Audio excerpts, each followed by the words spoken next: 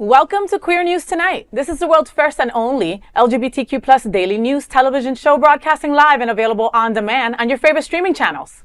We are proud to announce that YouTube has recognized Queer News Tonight, certified by analytics company VidIQ, as the world's most popular LGBTQ streaming news show. Our queer stories have reached more than 10 million views. We are proud that we have more than 1,000 new subscribers in the last month, and that Queer News Tonight has more YouTube subscribers than any other LGBTQ plus brand in Florida. Over 500,000 of you have watched this show in the last 90 days. We thank you for watching and supporting our voice in the LGBTQ community. There's no other news program in the LGBTQ world like Queer News Tonight. It is Monday, February 24th. We are live and literally out of the closet and into the headlines. So many of your important stories we'll tell this evening on Queer News Tonight.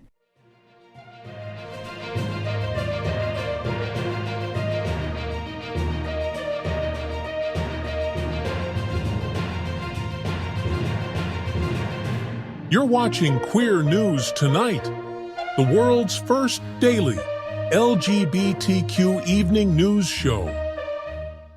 Welcome to the world's most important LGBTQ plus evening news show. Hotspots magazine, happening on a television network, is a nonprofit 501c3 media company in the same model of PBS and NPR, but designed for the LGBTQ community. Our nonprofit mission is to support the 11 pillars of our LGBTQ plus community. We want to inform and educate the key issues of lesbian, trans, Latino, Black, healthcare, seniors, students, faith, social justice, business, and queer culture. Help us support our diverse community.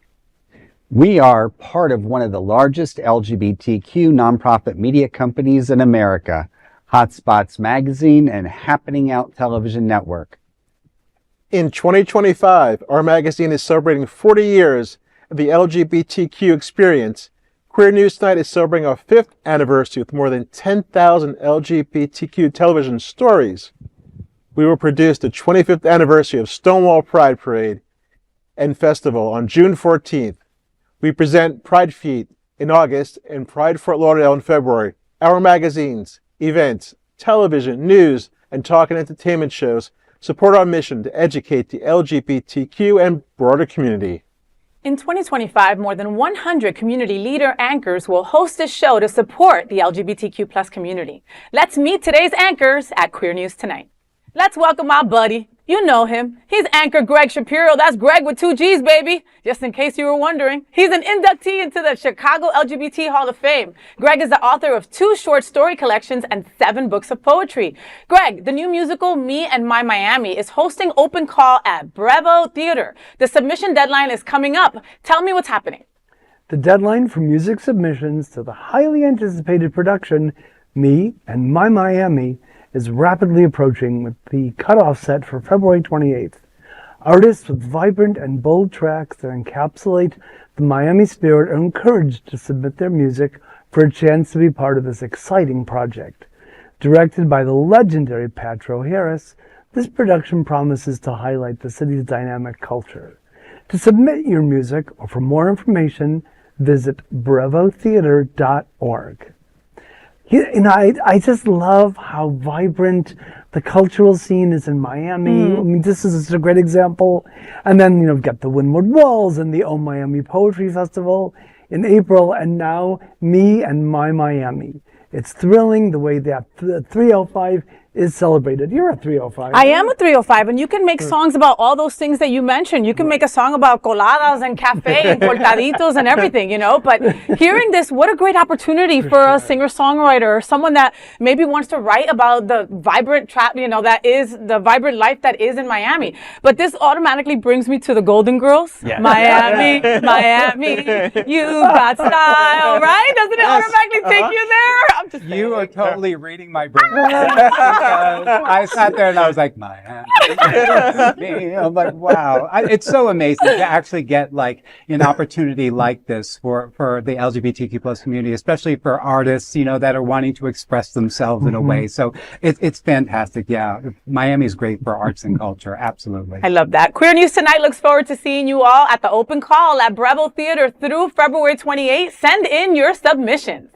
Let's welcome the brilliant Edward Otto Zielke. He has a successful career in financial marketing and serves as the Director of Marketing and Sponsorship for the world-famous Gay Men's Chorus of South Florida. Edward, GMCSF brings 2 huge concerts on social justice and Broadway's best. Tell me what's happening. Yes, the Gay Men's Chorus of South Florida is set to deliver 2 extraordinary performances in the next month, celebrating social justice and Broadway's best.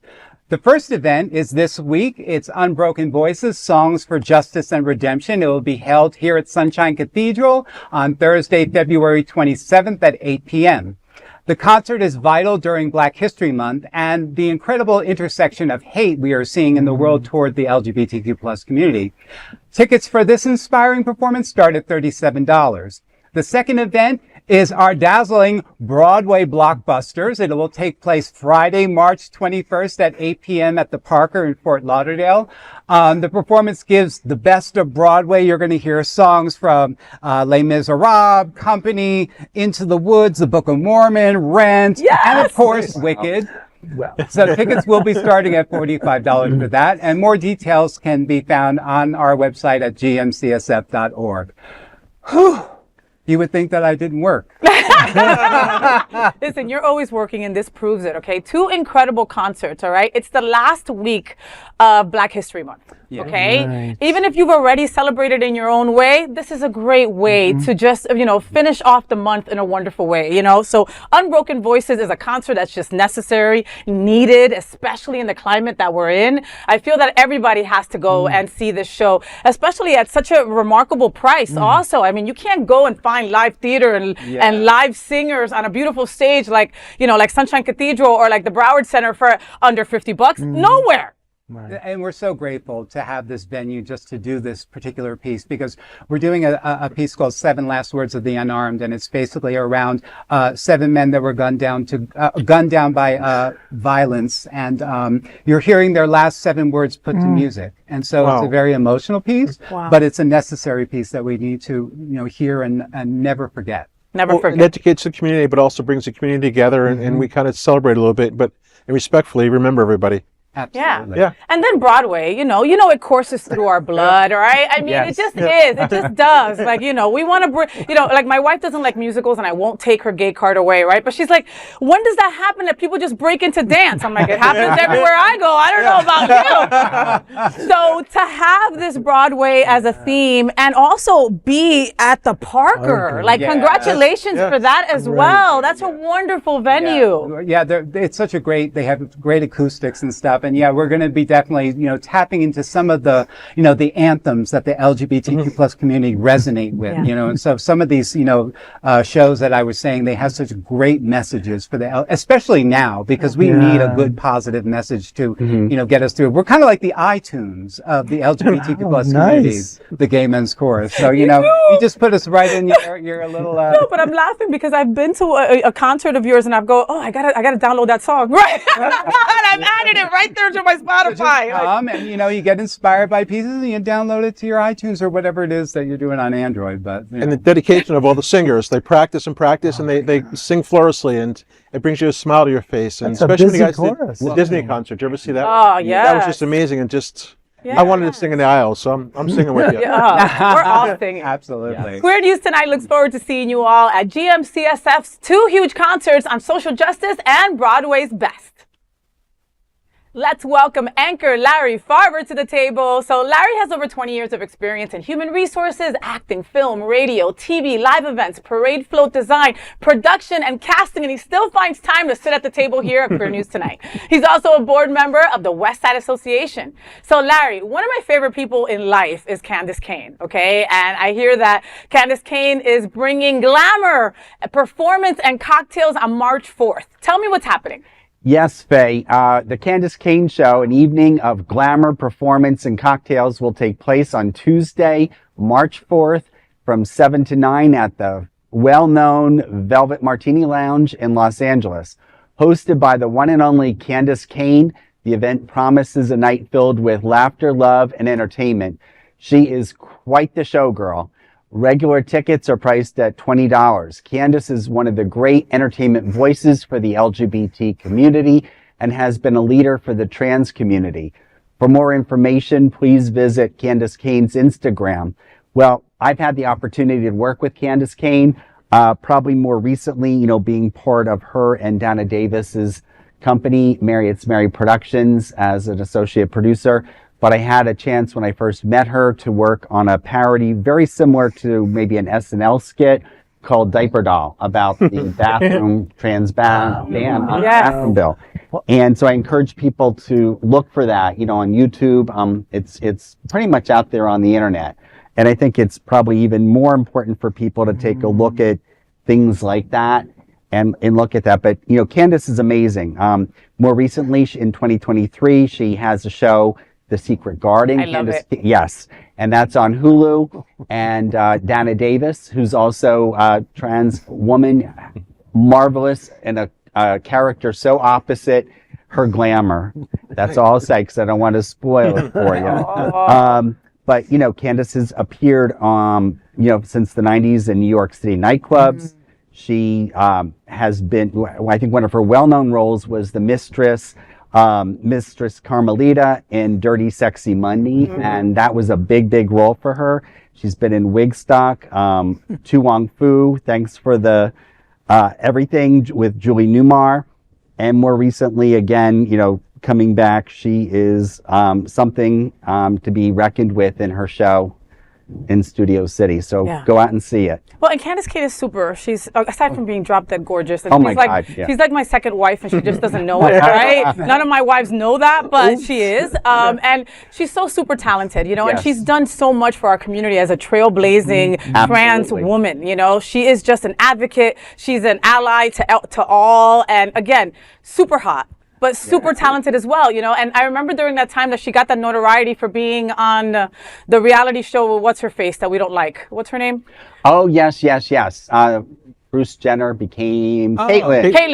Caitlyn, Yes. okay? And, so when Caitlyn was trying to be in with our LGBTQ plus community, she befriended Candis, okay? And tried to get, maybe try to have her, maybe show her the ropes, right? But Candis came in to the reality real quick and, stopped answering her calls and was like, okay, this is not the kind of friend that I want to have, right? But that did, put Candis in the spotlight. Like, oh, look at Caitlyn's new best friend. Look at her new bestie kind of deal, But Candis has been around for a long time. This was not her first hurrah. So to hear that she's at the Velvet Martini Lounge, Yes. I love that place, iconic. And I could just see her just sprawled over a piano, Yes, with a martini in her hand, with her hair flowing, and just like her, Michelle Pfeiffer kind of deal, singing everything, Sexy and sultry. Right? Yes, absolutely. So, please come out and check out her show. And I want to mention too, she was very lucky. She and her dog Charlie survived the fires in Altamira. Great. And, She literally, her house is in Altadena, which Yes. was Yes. epicenter of the fires. And many of her neighbors weren't as lucky. Let's put it that way. But she's also been, to the last 2 weeks, her and Dana Davis have had to gut that house, because of all the smoke getting in, etc. But again, luckily, her and her dog Charlie got to get out and run to Palm Springs like they should. Yes. So she is safe, and we wish her all the best, because she is just an incredible human. All right, love you, Candis. Queer News Tonight looks forward to seeing you at the Candace Cayne Show with glamour, performance, and cocktails on March 4th.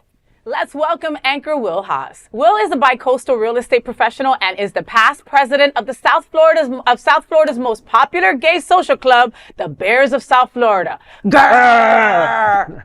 Will, so Bears of South Florida will host a happy hour meetup at one of my favorite places in life, the Eagle. I love you, Salvo. Tell me what's happening. So the Bears of South Florida will be having a cocktail party basically from 6 to 8 on March 19th. Last month, actually, somebody came donated a bunch of pizzas, so it's great to get together during the week. a bunch of guys hanging out, having fun, you're always welcome, Faye, because you're always honorary Mistress Bear. Thank you. I appreciate that. But what a fun time. Like, some bears don't want to be out late at night, don't want to do the whole scene till 2 in the morning. They just want to do like a nice, after dinner nightcap for 2 hours with your fellow bears. That sounds like a party. Come After out of work, shoot the hibernation. breeze, yeah. That's right. But for more information, go to bsfl.org. For sure, right? I love the Eagle. I love that you're Me too. having this there. Oh my goodness. And I love when they open up their doors to organizations like Bears of South Florida, and they do that so often. So love everybody over there at the Eagle, and definitely go and support this event. Queer News Tonight looks forward to seeing you all at the Bears of South Florida Happy Hour Meetup on March 19th. And of course, let's welcome tonight's lead anchor, FayWhat. She is a legendary events host, television and radio personality, and the host of Hotspots, Happening Out's The FayWhat Show. Faye, Life in the Doghouse movie screening with Hotspots Happening Out Pride Fort Lauderdale is on March 1st. Tell us what's happening. I'm so excited about this event. Be at Savor Cinema in Fort Lauderdale on Saturday, March 1st for an inspiring evening of community and compassion. Hosted by Pride Fort Lauderdale, this event kicks off with a pre-event gathering offering delicious local bites and cocktails.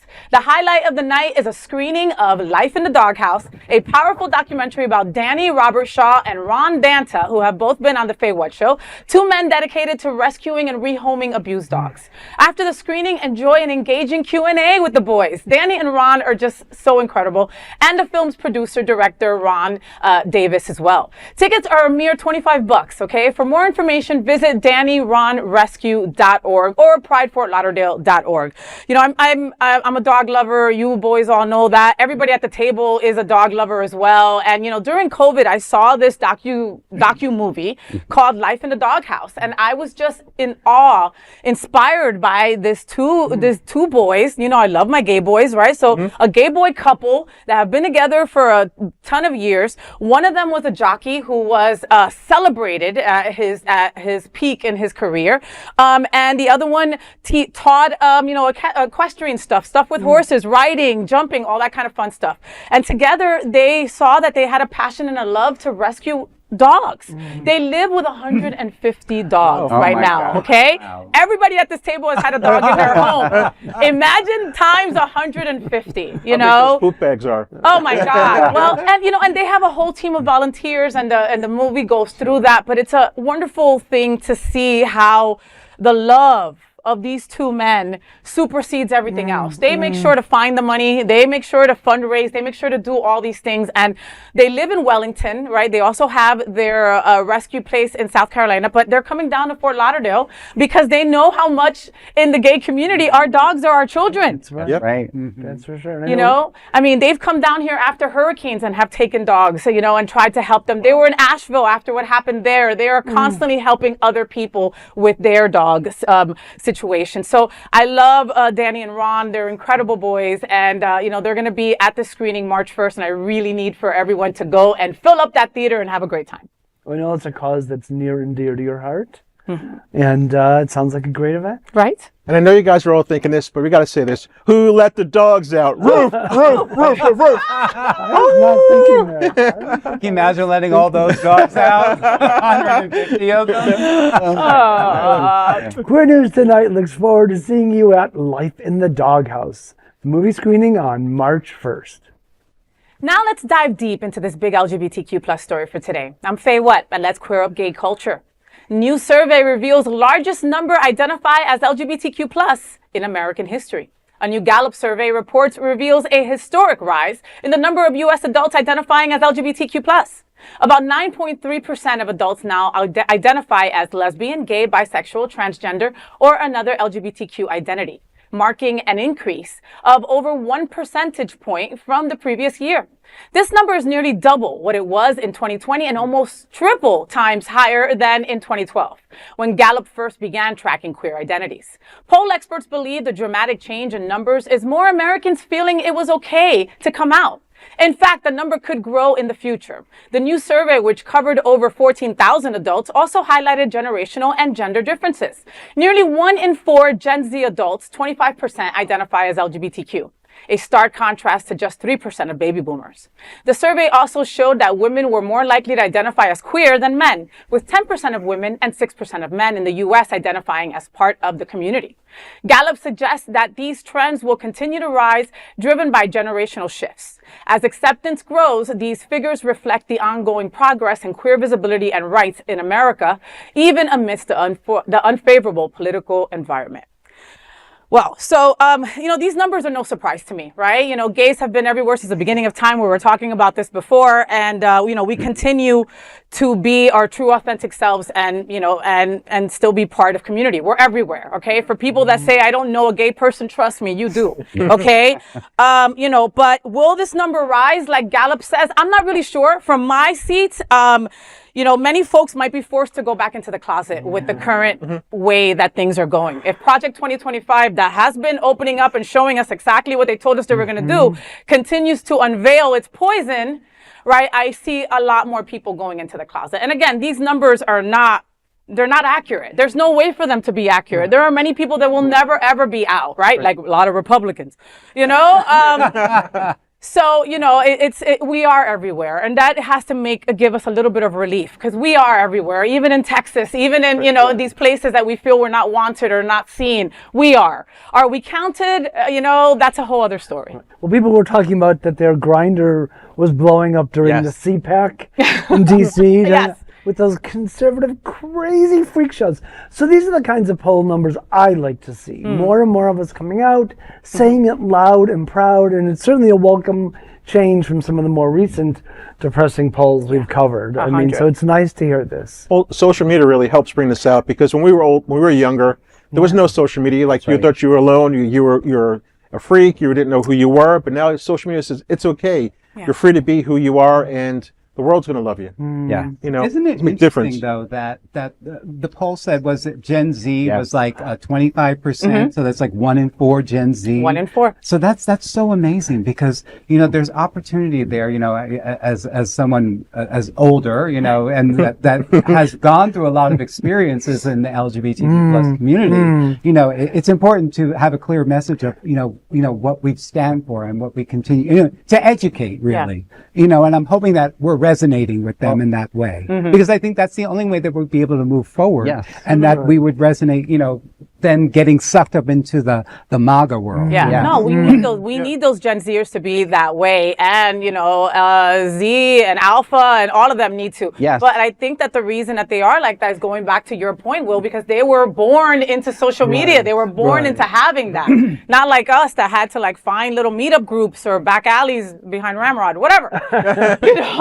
AOL chat. The AOL chat. These are different times. But it's interesting too, because the different generations they were talking about, we live in sort of a weird bubble here, because down here, all the generations are out. Everybody's out, and so we have kind of a slightly warped perspective, sometimes probably in other big cities, Chicago, New York.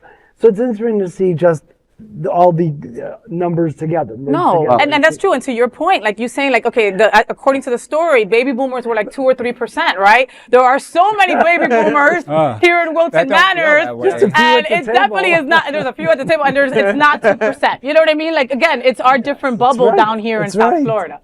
Larry? Yeah, I just wanted to compliment where Edward was going, but to say, looking at the numbers for the Generation Z, we need, as more mature members of our community, to encourage the Gen Zs and the ones to follow to harness the energy, be leaders in government, community, but also, economically, and show our power through our consumerism. 25% is a number you don't. Impressive. Right. You want, you have to take a look at. And you have to look and see where they're investing, these Gen Z people, and that's the sponsors I'll be looking for. Right. Absolutely. And those Gen Z boys and girls that have daddy or mommy issues, right? It's up to you to make sure that those folks know about the current climate, know the real facts, know what's going on, right? And don't get just taken by what they see on Fox News, etc. Oh, absolutely. But I don't think we should be called baby boomers. I'd rather be called daddy than a baby boomer. I said daddy. Yeah, I am daddy. You guys daddies? Sure. Oh my God, Edward is still he's Sure, I'm happy. It's so hard for me sometimes. I don't know where I fit in sometimes, even in the LGBTQ plus world. Am I a daddy? Am I a bear? Am I a this? Am I a that? It's kind of like, I'm just me, That's right. And we love you that Thank way. you. So that is the big LGBTQ story for today. There is no other queer nonprofit media platform like this in the entire world. Support our LGBTQ plus stories by subscribing and sharing Queer News Tonight. Now, let's dive deep into this big LGBTQ story for today. I'm Gregg Shapiro, and let's queer up entertainment. Matt Bomer's Palm Springs Gay Golden Girls series, Mid-Century Modern, coming to Hulu. Matt Bomer has wrapped production on his new Golden Girls-like, that's what it is, gay sitcom Mid-Century Modern. The Fellow Travelers star shared on Instagram, quote, "That's a wrap on season 1 of Mid-Century Modern. I can't wait for you all to see it," end quote. The sitcom follows 3 gay men retiring together in Palm Springs. It stars Bomer, Nathan Lane, Nathan Lee Graham, and the late Linda Lavin, who passed away in December from lung cancer complications. Bomer paid tribute to Lavin, calling her, quote, "an icon, a phenomenal artist, and a deeply caring human being," end quote. Describing the multicam show, Bomer said, quote, "It nods to not only Golden Girls, but other characters from past shows I grew up loving," end quote. All 10 episodes of Mid-Century Modern premiere on Hulu on March 28th. Instead of the Golden Girls in Miami, the show is about generational mix of golden boys in gay retirement Palm Springs. What a concept. What a cast. What a setting. Of course, I do wonder, do you think they might have ever considered South Florida? Maybe Wilton Manors, to be exact? Because Wilton Manors really is the younger, hotter kid sister of Palm Springs. Oh my God, I love that. And we're so close to Miami. Miami. You've got style. Listen, okay, let me say this, okay? People of an older generation are really in right now, okay? I'll say that, right? I mean, Jane Fonda yesterday at the SAG Awards blew me away. And, Ted Danson is in this show, Man on the Inside. That's hysterical, too, many have tried this strategy and failed horribly. Right? I think that Matt Bomer is a hottie, so I hope it works for him just because he's hot, right? And again, as a gay girl, I'm going to be watching. If it has any kind of reference to Golden Girls, I'm going to try to watch, But again, it's been done before. I hope it could be, successful for them. But Nathan Lane being in it is probably going to be absolutely hysterical. And Birdcage. I mean, oh my God, hilarious. And he was a Broadway actor himself too. So every time I would see him on stage, it was outright funny from beginning to end. But even also with Linda Lavin being in the cast too. Alice. I never realized how much of an ally she really was for our community. And when I look back on her career and stuff from Alice, and then going into Broadway and stuff, and her whole career, and I was just like, man, like she was so wonderful. She was so wonderful. And like you said, she was an ally before her time. Before it was cool to be an ally. I remember being a little kid and watching Alice, and me just having some issues with my mom because knowing that I was gay at a very young age, right? And I just remember watching her on TV, like wishing that she was my mom. Because she was like the best mom on that show. And they did a gay episode, I remember, where somebody came out and stuff too. And it was, again, before the times and things like that. But I think she even did some script writing or consulted with it or something on the show too. But good for her.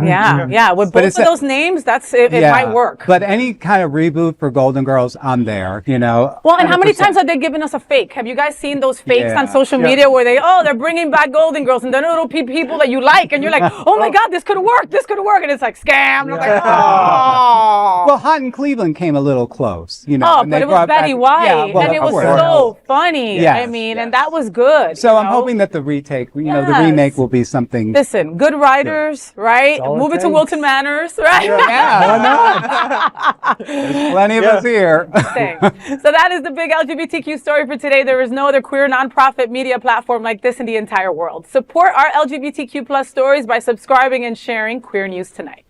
Now let's dive deep into this big LGBTQ story for today. I'm Larry Farver, and let's queer up South Florida and Florida. DeSantis and Florida AG sues Target over Pride Month collection in stores. Florida Governor Ron DeSantis and his newly appointed Attorney General James Uthmeier are suing Target. They are claiming the company misled investors about the financial risks of its LGBTQ, Pride, and DEI initiatives. The lawsuit filed this week in Fort Myers alleges Target's 2023 Pride Month collection led to consumer backlash, wiping out $25 billion in market value. Uthmeier said, quote, corporations that push radical leftist ideology at the expense of financial returns jeopardize the retirement security of Florida's first responders and teachers, end quote. Target had scaled back LGBTQ merchandise and DEI initiatives after right-wing boycotts prompting backlash from long-term partners like Twin Cities Pride. Robert Keston, executive director of Stonewall Museum, criticized DeSantis' move on the Target lawsuit, saying, quote, it's surprising that people who take advantage of the worst of political opportunities to further their own goals would misstep again.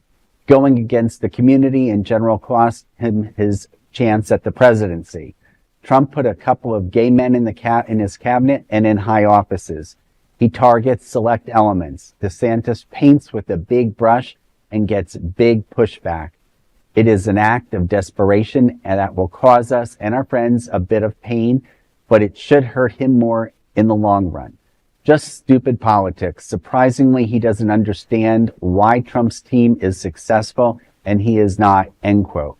The lawsuit follows previous shareholder suits with the city of Riviera Beach Police Pension Fund, also challenging Target's practices. Queer activists summarize the lawsuit as designed to scare corporate support of the LGBT community. Well, how effing twisted is this? I don't even know where to begin. You know, as much as I love Martha Stewart, you know, she did the insider trading. You look at Ivan Boesky and the Ponzi schemes and Enron, and they're sitting here twisting this all together with all we've seen with Trump's indictments and everybody in between.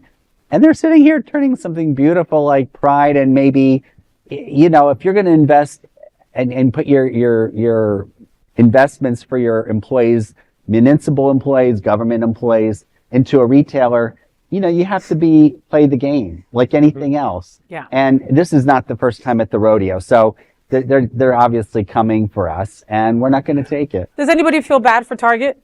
No. No, of course not. Of course not. They tried to commercialize on our community, and then it freaking backfired. Then they rolled over and played dead and moved all our merchandise to the back. That's right. F you. That's right. All right, F you. And we even gave your store more fabulousness by going to it. We even called it Target for your stupid asses. All right, like seriously. With that, don't forget that we're gonna have an economic blackout this Friday. Okay, yes. Friday the 29th. Okay, 28th. Sorry, from the 28th at midnight. Okay, till the next day. Right. Don't buy anything, all right? Unless it's a mom and pop LGBTQ plus or BIPOC owned place that you're paying person in person. Do not buy anything on the internet. Do not buy anything on that day, okay? Yes. Show our strength in their pockets. That's how we show it. Yes. Support local business. That's the most important thing. Go out in your towns and go and support a nice mom and pop local business. That's what I'm going to do. Yeah, exactly. I'm going to go down the drive and... Yeah. There's plenty of indie businesses on the drive. As I predicted, however, Governor death sentences will continue to make our lives and those of our supporters a living hell until his term is done. And by the way, is it just me, or does Uthmeier have resting closet case face? I mean, what are we really mad at? I mean, we're mad at a bunch of colors. Isn't that hilarious? We don't own the rainbow. No. I know. We don't own the rainbow. He saw some colors that in the children's section, and all of a sudden now since we were kids, all of us would take 3 crayons and do a beautiful rainbow. It was one of the first things you learned how to do. Rainbows. We weren't, everybody loves a freaking rainbow. Yes. I mean, come on, it's the Care Bears. We didn't own those rainbows. What was it? Roy G. Bibb, the rainbows? That's how we learned in school. Oh, my goodness. It's our teacher's fault. That is the big LGBTQ story for today. There is no other queer nonprofit media platform like this in the entire world. Support our LGBTQ stories by subscribing and sharing Queer News Tonight. Now let's dive deep into this big LGBTQ plus story for today. I'm Edward Otto Zielke, and let's queer up business. Musk or Us Tesla protests come to Wilton Manors. Success or apathy? Protesters took to the streets of Fort Lauderdale this weekend, targeting Tesla's dealership as backlash grows against Elon Musk's involvement in sweeping federal cuts and broadly the anti-LGBTQ+ actions being taken by the new administration. Maria Baker, whose daughter was furloughed from a USAID subcontractor, stood among the crowd. She said, quote, "Her career is ruined. There is no job for her now," end quote. The Sun Sentinel reported to Queer News Tonight that around 200 people waved American pride and trans flags alongside signs reading, "Tesla loves fascism" and "Musk be gone."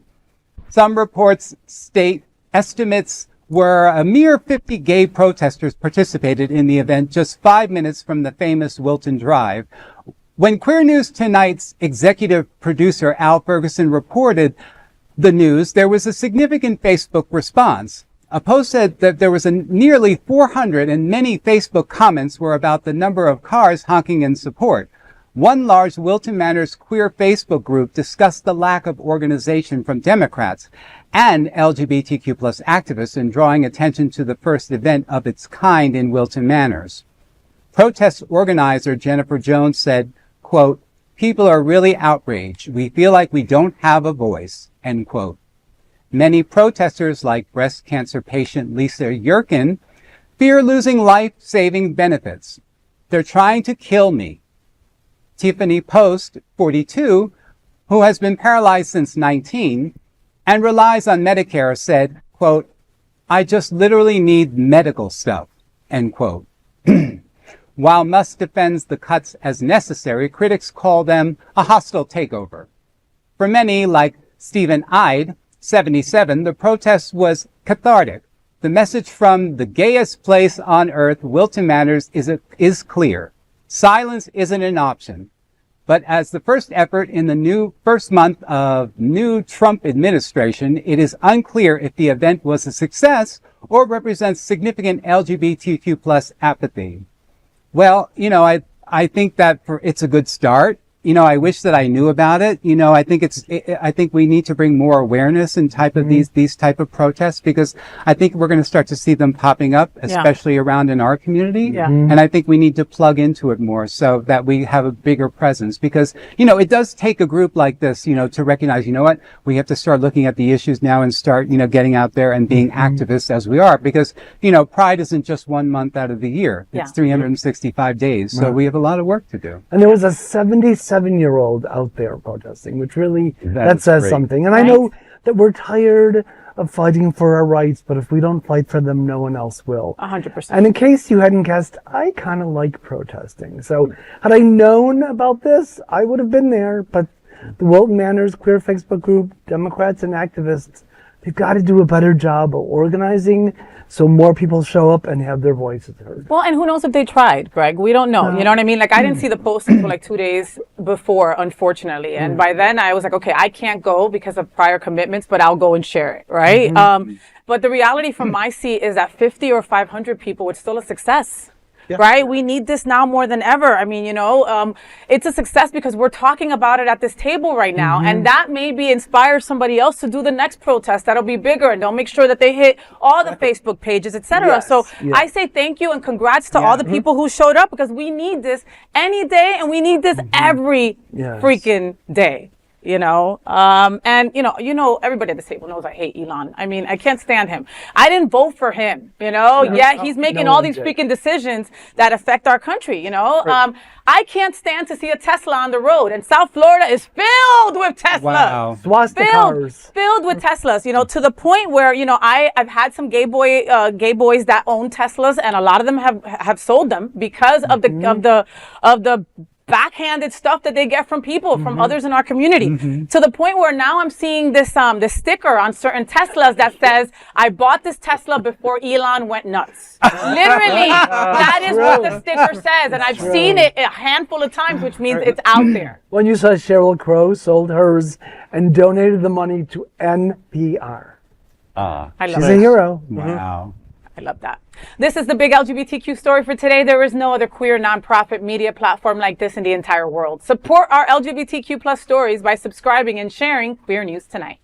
Now, let's dive deep into this big LGBTQ story for today.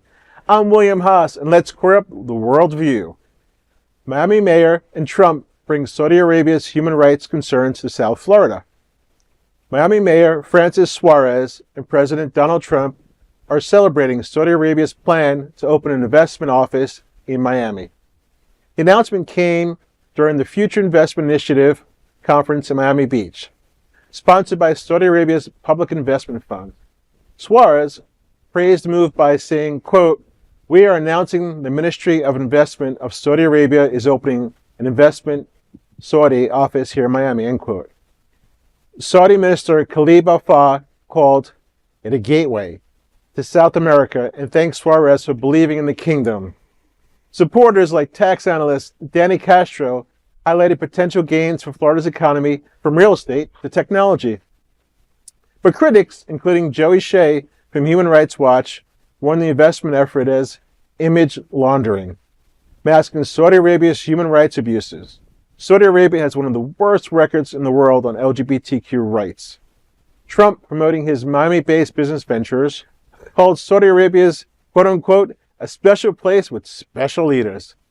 The summit also saw tech leaders like Elon Musk and financier Jared Kushner, who has ties to Kingdom's Sovereign Wealth Fund. While new offices could boost Miami's business landscape, human rights advocates caution against ignoring the kingdom's oppressive policies. South Florida's commitment from Saudi Arabia will be the kingdom's first effort in its kind for America outside Washington. Critics suggest Miami-Dade County growing pro-Trump positions and the president's base in Palm Beach are why Saudi Arabia made this announcement. Well, I did a little research and Invest Saudi, and they say that Saudi Arabia is one recognized as one of the safest countries in the world. But when you Google LGBTQ in Saudi Arabia, totally different story. Yeah. Homosexuality and transgender status are widely seen as immoral and indecent. Laws allow you for capital punishment, imprisonment and sentences, flogging, and everything else. And so now they're making this big move that they're bringing the soccer games over there in 2034.